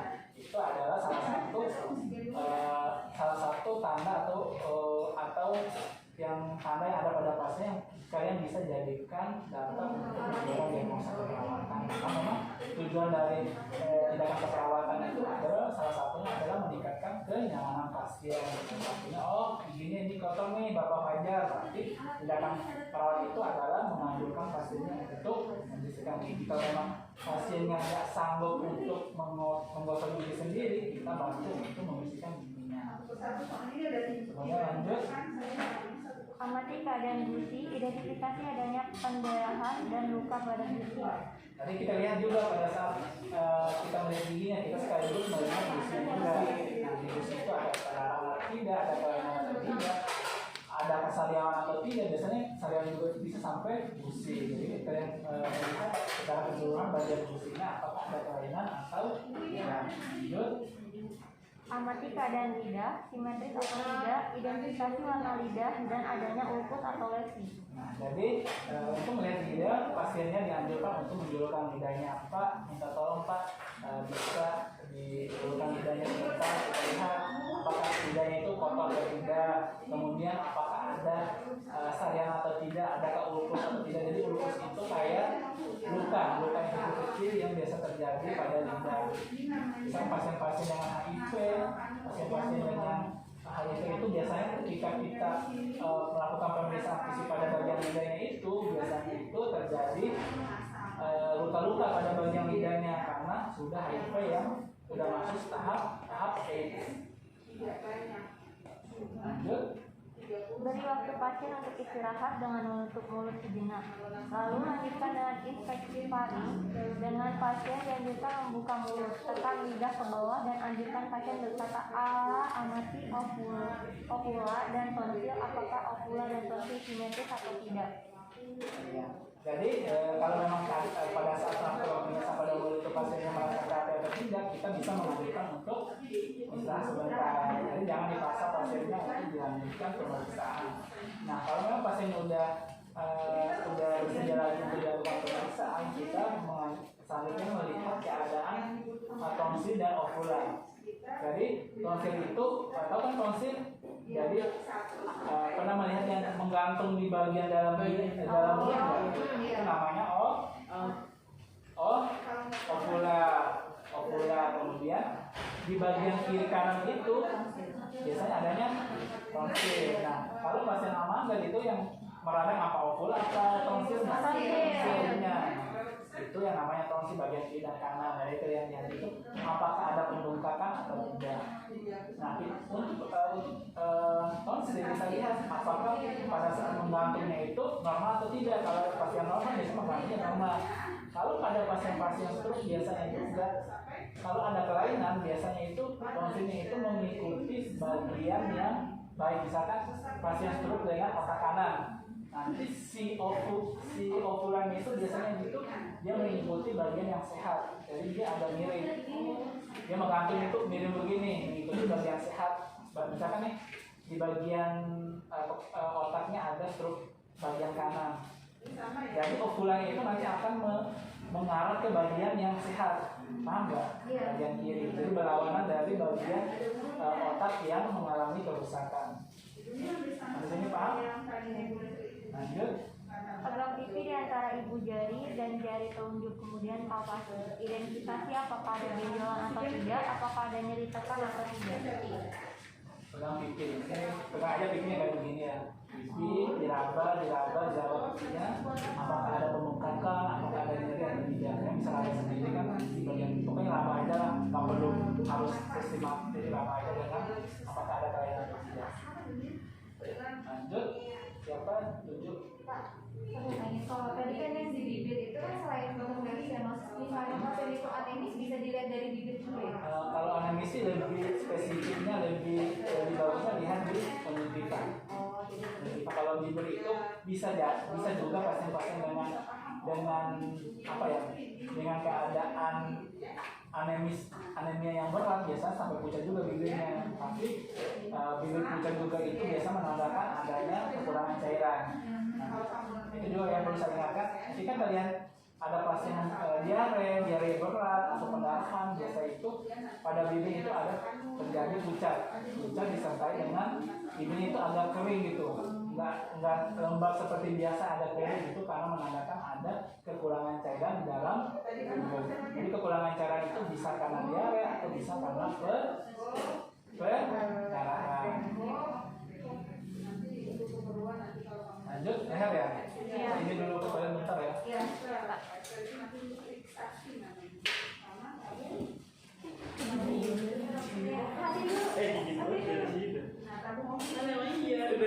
Kita buka bagian apa yang Biasanya kalau sakit ya udah izin gitu ya. Gagal jangan bawa sakit. Kan besok Sabtu. Ya udah, nggak ada izin. kamu terima kasih apa? Jadi selanjutnya bagian leher, jadi sama aja dengan bagian tubuh lainnya ketika kita melakukan anamnes yang kita tanyakan itu terkait kelainan, riwayat kelainan pada lehernya sebelumnya, riwayat keluhan dari sekarang. Pokoknya intinya berkaitan dengan keluhan pada pasien yang dirasakan oleh pasien pada bagian lehernya. Lanjut. Inspeksi dan palpasi. A. Anjurkan pasien untuk melepas baju dan amati leher. 1. Identifikasi warna kulit pada leher. 2. Identifikasi adanya pembekakan atau tidak. 3. Identifikasi adanya jaringan parut atau tidak. 4. Identifikasi adanya massa atau tidak. Nah, kalau selanjutnya adalah inspeksi. Jadi untuk leher itu kita lihat adanya. Kalau kita lihat kalau memang dia pakai baju kita anjurkan untuk buka bajunya. Kita bantu untuk membuka baju. Kemudian kita lihat lehernya apakah ada kelainan atau tidak, apakah ada pembengkakan, apakah ada benjolan, apakah ada kemerahan. Pokoknya kelainan yang ada di bagian leher apapun itu kalian bisa catat ke bagian dokumentasi nanti setelah melakukan pemeriksaan fisik. Intinya kelainan yang ada pada leher itu yang kalian inspeksi. Lanjut. B. Lakukan palpasi pada leher. Apakah ada benjolan atau tidak? Apakah ada nyeri tekan atau tidak? Selanjutnya kita melakukan perabaan pada lehernya. Kita raba lehernya, kita raba dari bagian atas sampai bagian bawah. Kita raba sampai bagian belakangnya. Kemudian kita raba. Setelah kita raba, sama seperti tadi kita menanyakan adanya atau tidak. Apakah saat perabaan itu kalian menemukan benjolan atau tidak? Nah, kemudian itu yang penting yang saya lakukan palpasi pada kelenjar tiroid. Atau baca langkah-langkahnya yang satu. 1. Anjurkan pasien untuk duduk dan pemeriksaan berdiri di belakang pasien. 2. Letakkan tangan pada leher pasien. 3. Palpasi pada fosa suprasternal dengan jari penunjuk dan jari tengah. 4. Anjurkan pasien untuk mengfleksikan leher ke belakang. 5. Anjurkan pasien untuk menelan sambil meraba kelenjar tiroid. 6. Bila teraba Pemeriksaan kelenjar tiroid biasanya pasien disuruh duduk biasanya. Coba duduk ya. Mundur, bagian duduk. Jadi kita biasa mundur. Mundur. Kalau bisa biasanya tegak atau tegak, kemudian kita meraba bagian tiroidnya. Bagian ada bagian sini. Bagian sini tiroidnya. Kita raba bagian tiroidnya. Nah, kemudian kita anjurkan pasien agar menengadah, agar difleksikan ke atas dan dibanyakan. Kemudian kita anjurkan pasiennya untuk menelan. Pak, coba menelan Pak. Nah, jadi kalau pada pasien-pasien normal tidak teraba pada tiroidnya, tapi kalau pasien dengan hipertiroid atau yang mengalami pembengkakan pada tiroid biasanya akan teraba bagian tiroid. Kalau sepanjang ini kan normal, tidak ada kelainan pada tiroidnya, berarti tidak teraba. Jadi pada saat melakukan perabaan pada kelenjar tiroid, normalnya itu kelenjar tiroid itu tidak teraba. Jadi kalau ada pada saat pemeriksaan ada terasa teraba bagian kelenjar tiroidnya, itu bisa kalian konsultasikan atau kalian catat untuk dikonsultasikan ke dokternya. Sudah sampai sini paham? Paham. Nah, ini yang penting untuk pemeriksaan selanjutnya, yaitu pemeriksaan noraks. Jelas, selanjutnya siapa? Nih. Yang pertama paru-paru.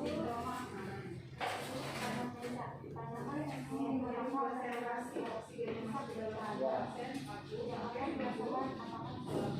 Nah, itu ditanyakan apakah ada keluhan sesak pada pasiennya, Pak, kamu merasa sesak ya? Nah, kalau ada, kalau sesak, tanyakan sesaknya sejak kapan. Kemudian lanjut, sejak kapan? Apakah sesaknya berkurang dengan istirahat dan bertambah jika beraktivitas? Kita tanyakan, Pak, kalau istirahat sesaknya berkurang nggak? Iya katanya. Kalau beraktivitas sesaknya bertambah nggak? Bertambah. Kita kata, sesaknya bertambah ketika istirahat dan ketika beraktivitas dan sesaknya berkurang ketika istirahat. Kemudian lanjut yang B.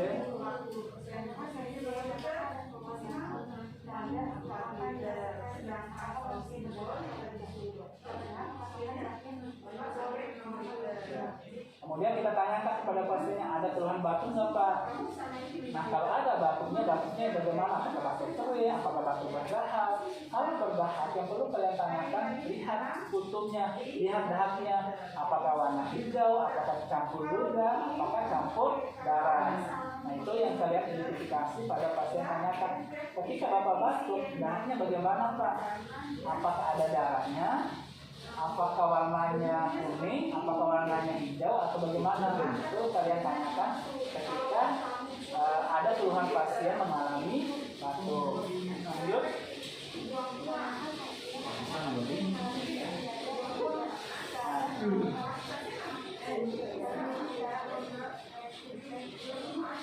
Nah, kita kaji lagi kalau memang ada keluhan yang dadanya sakit, adanya di dada nggak? Ada. Kalau pasiennya bilang ada, kita kaji nyeri dadanya dengan menggunakan PCSK kejadian yang secara komprehensif. Masih dengar nggak suara saya? Kita mengkaji secara komprehensif jika pasiennya mengalami nyeri dada. Kemudian lanjut sepsis.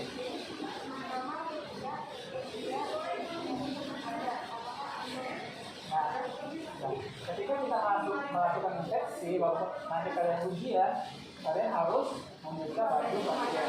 Ada di sana membuka bajunya. Biasanya kita yang buka baju ya, tapi baju berbeda. Oh, lagi saja Pak. Tidak ada lagi. Buka aja, apa-apa ya. Nah, apa-apa buka. Dia buka aja, buka bajunya. Tapi nanti kalau kalian yang periksa pasien, kalian yang bantu bukain ya. Kalau yang cewek, boleh. Tapi yang laki yang periksa kan yang cewek, bukan yang laki. Maksudnya cewek nih, kalau kita periksa masa?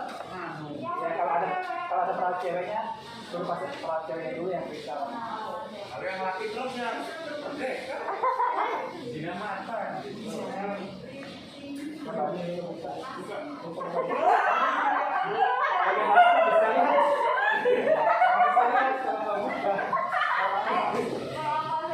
jangan ketawa ya, karena kalau buka bisa lihat. Jarang masih polos Pak. Jangan sampai merah loh mukanya. Nanti kalau di rumah sakit kalian bisa melihat semua bagian tubuh pasien. Dikit banget Pak. Bentar. Jadi ketika kalian mengajukan pasien untuk buka baju, kalian jangan itu. Jadi selimutnya itu jangan dibuka semua. Jadi kalian mau bisa dada. Jadi kalian tutup selimutnya sampai bagian ininya. Jadi kalian jangan sampai memperlihatkan bagian tubuh yang tidak akan diperiksa. Dikasih lah.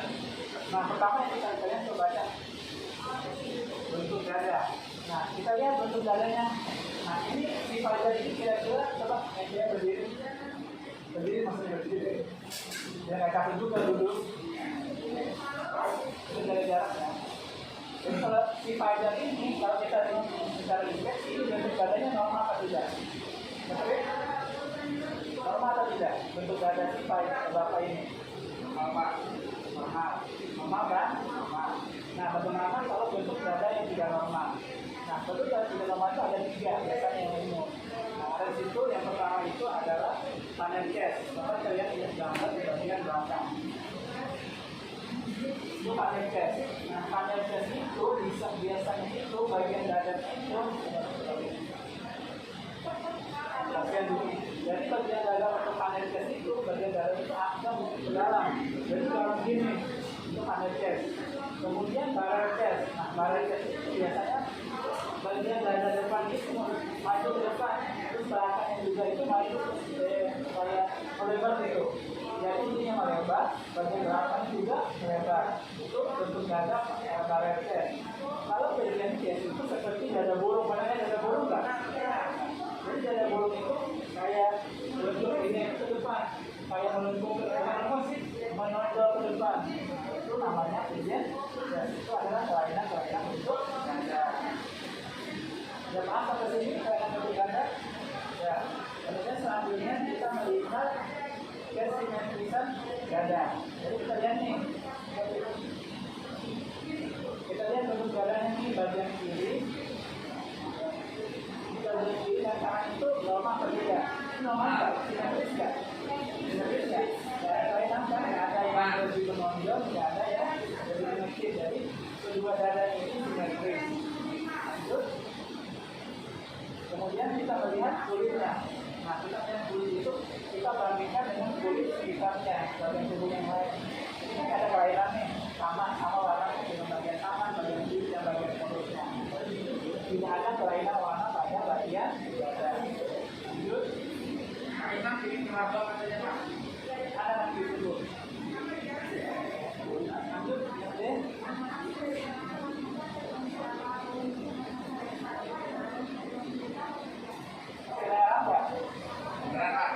Kemudian selera. Kepala depan dari jarak ya. Kepala depan. Ya. Kemudian kita melihat frekuensi napasnya.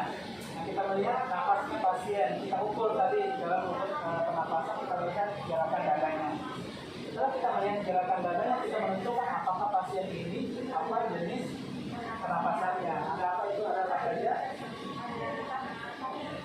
Ada takipno. Jadi takipno itu nilainya lebih tinggi dari nilai normal. Itu takipno. Kemudian coba bisa aja. Oke, apa? Nah.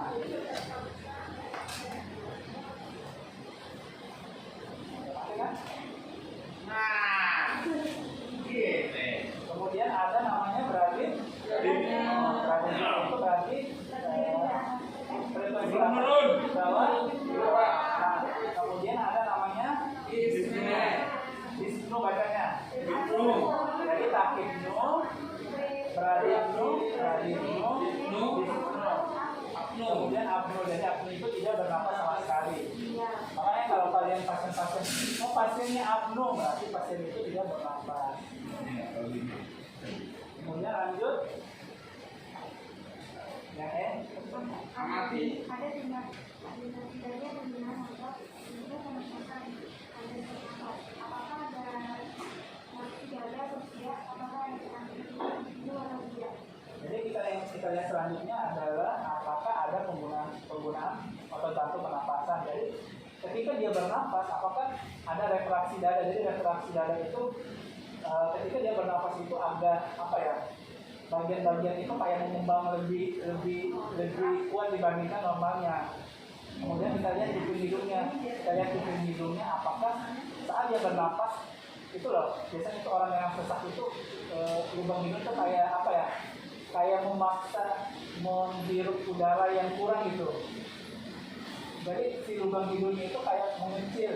Pokoknya ada penggunaan kuping hidung. Kemudian selanjutnya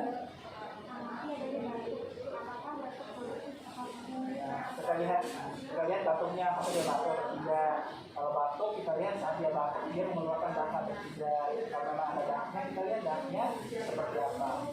Lanjut.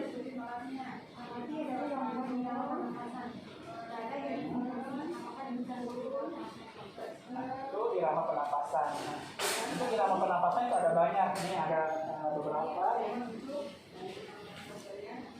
Ada 3 irama pernapasan yang kelainan irama pernapasan. Ada Chinese stroke, ada Biel, ada Kussmaul. Nah, coba baca Chinese stroke-nya. Coba duduk lagi. siklus pernafasan. Nah coba bilang struktur yang bagaimana? Siklus pernafasannya, amplitudonya mula-mula dangkal, semakin naik kemudian semakin menurun dan berhenti. Lalu pernafasan dimulai lagi dengan siklus yang Jadi dia dangkal dulu. Jadi coba gambar. Dangkal, coba gambar. dangkal dulu ya Pak. Jadi dangkal dulu. Jadi dangkal dulu. Oh iya. Jadi dangkal itu maksudnya pernapasannya gini dulu. Kemudian tiba-tiba naik, kemudian berhenti, dangkal lagi, naik lagi, berhenti, dangkal lagi, naik lagi. Paham nggak? Ini ini Pak. Ini. Iya, tapi itu kan kayak satu. Tapi dia biasanya napas, Jadi naik, turun, berhenti. Coba baca. Iya. Terus siklus pernapasan mula-mula dangkal, kemudian menurun dan berhenti. Kemudian diulang lagi dengan siklus yang sama. Jadi dangkal seperti gambar ini, dangkal pendek nih napasnya. Dangkal, kemudian naik, kemudian berhenti. Jadi napas berhenti sementara. Kemudian ulang lagi dari awal. Oh iya. Paham nggak? Paham. Kemudian biot, pernapasan amplitudenya rata dan disertai dengan apno. Jadi kalau biot, dia pernapasan biasa aja begini, tapi tiba-tiba nanti berhenti napasnya. beda. Nah kemudian kembali lagi kayak ini, paham nggak? Iya. Paham nggak? Yang kedua, yang baru. Jadi napas biasa, kemudian berhenti, kemudian napas lagi. Nah, kemudian selanjutnya pernapasan kusmaul. Kalau kusmaul dia biasanya pernapasannya tuh tinggi biasanya, tapi dia biasanya sama ininya gambarannya. Jadi gini. Tapi dia dangkal dan frekuensi itu meningkat. Tapi dari menit pertama sampai menit yang terakhir sama bentuknya sama. Jadi nggak ada perubahan, nggak ada periode henti nafas. Paham nggak? Perbedaannya. Paham nggak sampai sini? Jadi kalau yang pertama time stop itu dia penapasannya rendah dulu, kemudian meninggi, kemudian berhenti, rendah lagi, tinggi lagi. Nah kalau yang biot dia penapasan biasa, ada periode berhentinya, kemudian penapasan biasa lagi.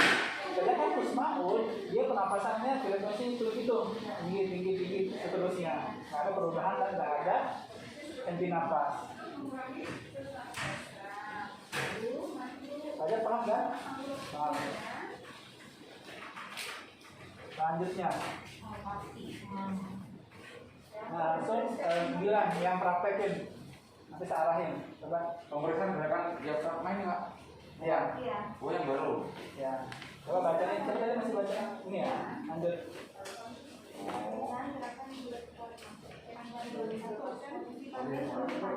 Jadi posisi pasien terlentang, lanjut, udah tidak terlentang, lanjut. Bertahan dulu telapak tangan dengan menggunakan jari pada gigi dada di kanan dan bawah. Dua jari bisa Nah, coba lagi dikit. Ya, di sini ya. Nah, coba agak tangannya. Ininya jari ini ketemu ini. Lo bisa berdiri ya satu-satu bentuknya. Jadi, nah, kayak gini. Jadi ada di bagian kulit itu dijepit sedikit. Jangan ditekan. Bawah. Nah, kemudian pasiennya dianjurkan untuk bernapas. Bernapas. Biasanya itu jangan tegangin. Biasanya normalnya ketika kalian begini, ketika dia menarik nafas, dia nanti tangan kita ini akan berpisah dikit. Paham nggak? Iya. Oh iya Pak, bisa Pak. Tapi nggak sejauh Jauh-jauh banget, berapa Ini kita melihat ketika dia bernapas nanti akan berpisah, pas dia mengangkat rapat kemudian turun dia akan berpisah dikit. Paham nggak sampai sini? Ya itu normal.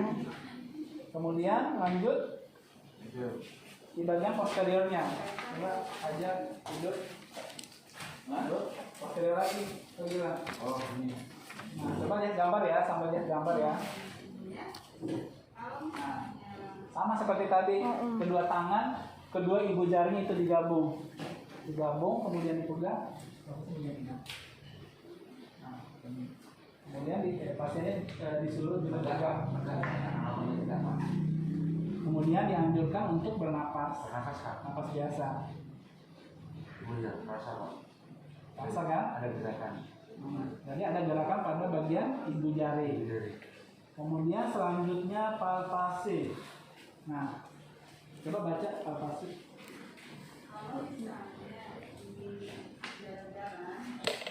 Palpasi sekarang suara palpasi pada posisi pasien duduk dan tempatnya di belakang pasien. Jadi gerakan dicocok gerakan. Mundur lagi saja. Mundur, kemudian Letakkan kedua telapak tangan. letakkan kedua telapak tangan. Bawah. Ya. Kemudian lanjut. Untuk menilai getaran suara vokal, kita pasien menggunakan kata-kata 1, 2, 3. Pak, coba sebut 77. Keras. 77 itu 2 kali aja. 77. Yang banyak. 77. Kerasa nggak getarannya? Getarannya sama atau tidak? Coba lagi. Sama Pak. Nah, jadi kalian yang perlu kalian lihat itu ada getaran atau tidak. Nah, kalau ada getaran antara keduanya itu sisi kiri dan sisi kanan itu sama atau tidak. Nah, itu yang kalian harus identifikasi pada saat melakukan palpasi pada bagian belakang paru-paru. Kemudian turun ke bawah lagi, ke bawah. Coba sebut lagi 77, bilang. 7 sebut Pak, angka 77. 77. Sama. Masa. Kemudian pindah ke bagian samping jadi gini. Ya. Coba Pak. 77. Ya, Rasa nggak? Sama nggak kerasanya? Iya sama. Sini makin terasa gede, di sini sedang, sini agak. Iya, ada ke bawah. Kemudian selanjutnya langsung ke perkusi. Coba Pak Jan perkusi, coba saya lihat dulu kamu perkusi. Iya. Perkusi, paham nggak perkusi? Tanyakan Pak. Bukan. Perkusi. Kursi Nah, diketuk. udah nih. Perkusi biasanya tangannya begini. Nah, perkusi begini. Nah, lihat posisinya ya. Mbak. Ya dulu posisinya ini bagian sini. Jadi bagian sini dulu satu. Jadi caranya itu, ini kan bagian belakang. Ini bagian belakang kan. Itu satu.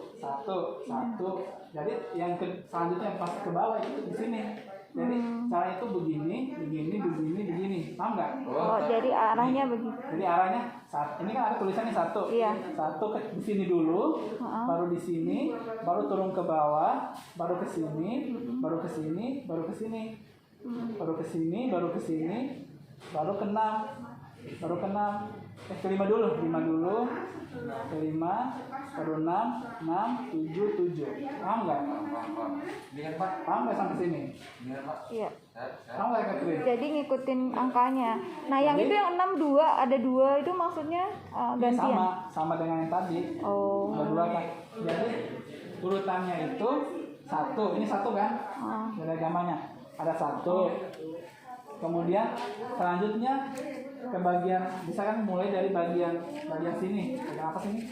Bagian kanan. Bagian kanan. Kemudian pindah ke bagian satu, bagian sini.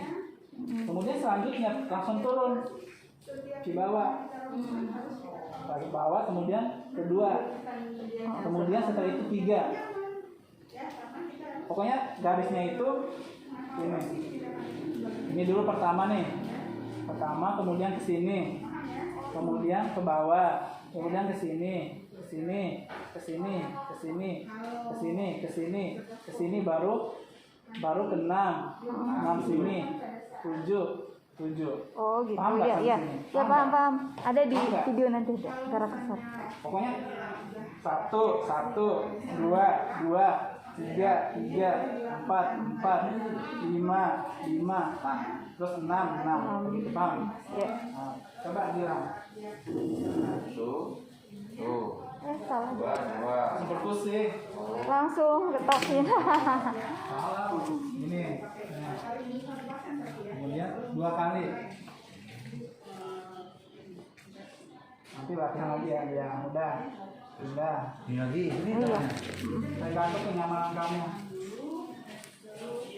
Tuh. Jadi agak begini ya, agak di. Nah, 2 kali. Gak biasa kan? Gak biasa, Pak. Udah, berarti kamu tahu kan langkah-langkahnya?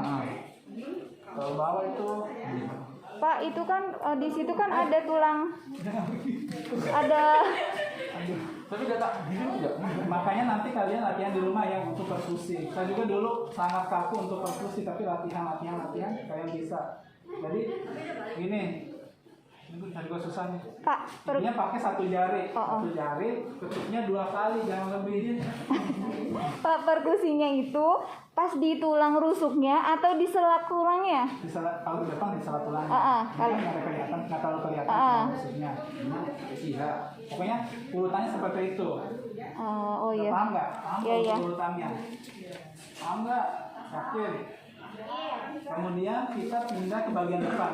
Nah, ini yang depan. Baru yang pakai selak. Jadi kelihatan bisa tidur. Jadi bagian depan itu bisa tidur, bisa juga duduk. Tapi kalau duduk agak susah. Iya. Agak susah ya. Kalau tidur ini lebih enak.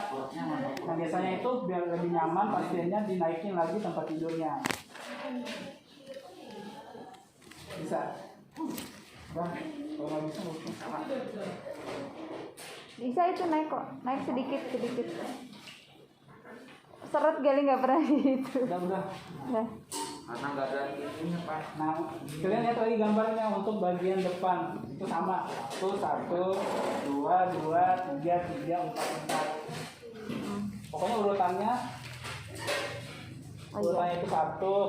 Kalau mulai dari kiri, tapi ke kanan dulu, baru turun, kedua ini. Pokoknya sama.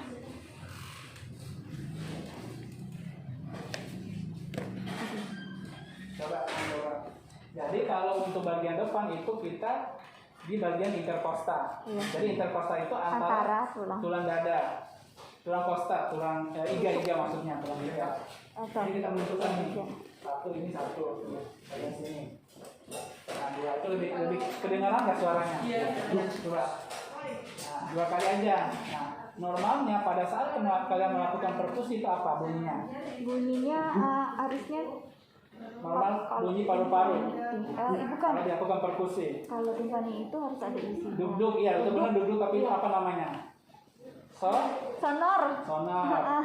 Jadi normal bunyi paru-paru saat dilakukan perkusi adalah Sonar. Sonar, ingat ya, pokoknya sonar normalnya. Nah, ketika ada juga kelainan pada saat melakukan perkusi, yaitu hipersonar. Nah, hipersonar itu biasanya terjadi pada pasien-pasien dengan pneumotoraks. Pneumotoraks itu ada udara di dalam rongga paru-paru. Ada udara dalam rongga paru-paru, makanya saat dilakukan perkusi itu suaranya hipersonar. Kemudian ada namanya pekak. Ya. Nah, pekak itu biasanya terjadi pada pasien-pasien dengan tumor atau kanker hati. Jadi ada pertumbuhan otot atau massa pada bagian paru-paru. Sudah paham kan? Ya. Normanya sonor. Jika ada kelainan, ada hipersonar. Dan hipersonar itu lebih nyaring daripada sonor. Kalau selanjutnya itu ada pekak. Nah, pekak itu agak intensitas bunyi itu lebih menurun karena ada massa di situ. Paham nggak? Iya, suaranya redup gitu ya Pak? Iya. Coba lanjut. Bilang. Nah, tadi udah. Ini C1. Nah, lanjut. 2. Pak, itu sama timpani ya Pak? Beda ya? Timpani itu lebih ke rongga perut. Oh iya, rongga perut. Sesuatu yang berongga. 1. Yang lagi ya. 1. Parah. 2-nya di sini. Pokoknya 1, 2, 3.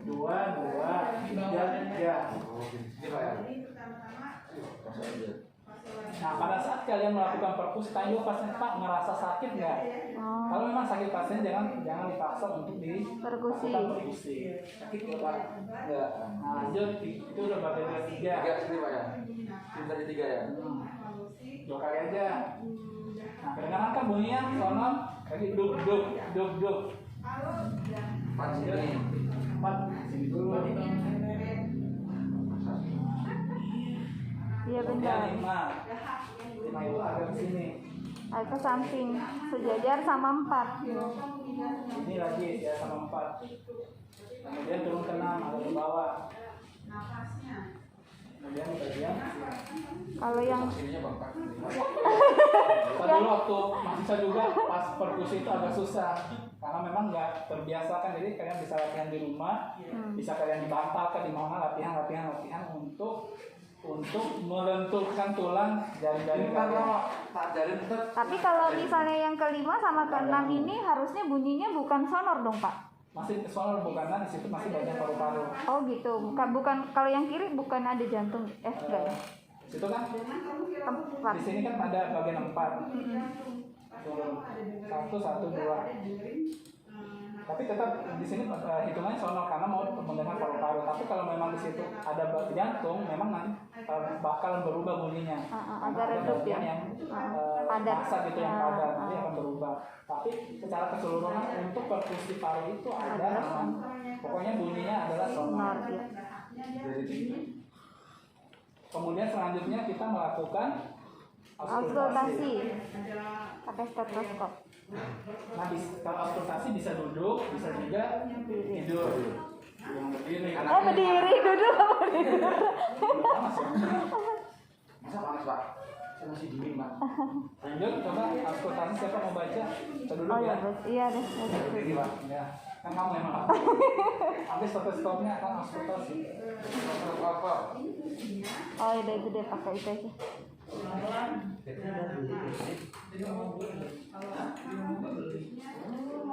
Dan sebelum kalian melakukan auskultasi, tes dulu stetoskopnya apakah masih baik atau tidak. Coba kamu tes dulu. Udah Pak. Bagus ya. Hari. Kemudian lanjut dibaca. Posisi pasien duduk. Jadi posisinya itu sama dengan posisi perkusi. Jadi posisinya sama dengan ini. Itu Duduk, mendengarkannya. Ya. Coba satu-satu. Jadi posisi untuk mendengarkan bunyi napas itu sama dengan posisi pada saat melakukan perkusi. Coba bernapas normal, Pak. Coba pas nomor Pak. Iya Pak, benar Pak. Udah lanjutin sampai ini, ikutin ini. Duanya sini. Pokoknya garis gini. Napas normal Pak. Rasa Kok deg-deg sih? Kok duduk sih? Masih kedengaran bunyi jantung kan? Karena deket jantung kali ya. 3. Kali Belum di sini gila. Dia bunyi napas langsung, bukan bunyi jantung. Terus yang kelima tadi. Napas normal Pak. 5 itu bukan sambungnya Itu ini. masih 4. Itu 6 itu. Terus ini Pak. 5 itu Pokoknya betul sampingnya aja, itu. pokoknya yang 45 itu sejajar dengan Puting susu, makanya gue bilang lu sampai jauh banget. Udah paham kan cara pemeriksaan Iya. auskultasinya untuk pernapasan? Paham nggak sampai sini? Iya Pak. Atau mau ada mau coba? Ya nanti coba. Mau coba sama apa aja? Jangan Pak, pelan lah. Kalau kami tuh biasa dulu udah biasa. Laki-laki jadi orang percobaannya kita. Coba. Ya melakukan pemeriksaan juga. Ini sejajar puting susu 6 Nah, di lanjut. bawah. Coba dinaikin aja. Nah di sini kan untuk auskultasi itu ada kita mendengar jenis-jenis bunyi nafas. Iya. Ayo tadi bunyi. Nah di situ ada bunyi nafas vesikuler. Kalau normalnya itu ada yang vesikuler, ada bronkofesikuler, ada bronkial, ada trakea. Coba vesikuler itu apa? Coba kasih baca. Inspirasi lebih lama. Inspirasi lebih lama dibandingkan dengan ekspirasi. Nah jadi untuk vesikuler itu inspirasinya itu lebih lama dibandingkan ekspirasi. Inspirasi itu apa? Menghirup pas menghirup masuknya. Ya. Jadi inspirasi itu ketika kita menarik nafas.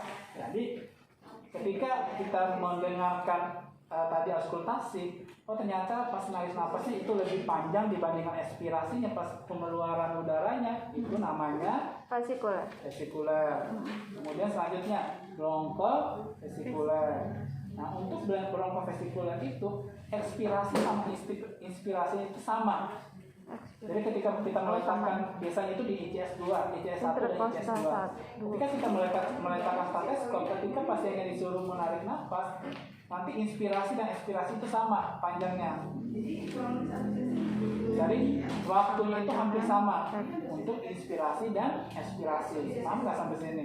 Iya, lebih besar dari Kemudian ada bronkial. Nah, bronkial itu lawannya dari vesikuler. Kalau bronkial itu ekspirasinya yang lebih lama dibandingkan inspirasi. inspirasinya. Inspirasi lebih Kemudian trakeal. Nah, trakeal itu sama dengan sama dengan inspirasi sama dengan bronko ekspirasi. vesikuler, sama Sangat keras. inspirasi dan ekspirasinya. Tapi untuk mendengarkan bunyi napas trakea, biasanya itu kita meletakkan stetoskop itu di bagian leher, bagian sini. Di bagian sini. Oh, di leher. Gimana Pak? Di sini. Bagian sini. Jadi pasiennya disuruh menarik napas normal. Nanti kalian bisa Bronkonya mendengar ya. bunyi inspirasinya dan ekspirasinya. Biasanya inspirasi dan ekspirasi itu sama panjangnya. Di trakea. Jadi posisinya itu diletakkan di trakea, itu sudah ditulis lokasi di atas trakea. Dasarnya sangat keras. Kemudian lanjut, kita hari ini sampai napas aja dulu ya.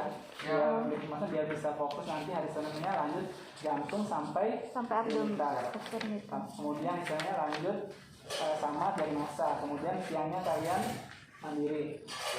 Soalnya kalau kebanyakan juga nanti Komplain Pak. iya. Baru saya mau ngomong itu nggak berani. Ingat kemarin ya, banyak banget sampai pada lupa.